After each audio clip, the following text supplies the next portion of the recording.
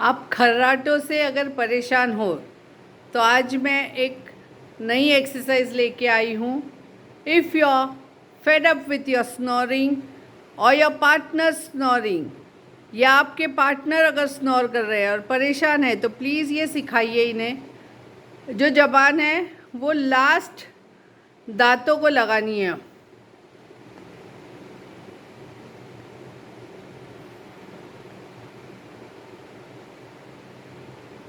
Do this daily basis पे जब तक कि आपके खर्राटे बंद ना हो जाए।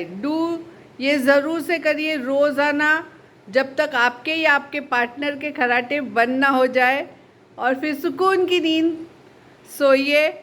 आपके पार्टनर का ही है तो पार्टनर को ज़रूर सिखाइए। If your partner is doing, please teach your partner, it's very easy. And have a sound sleep.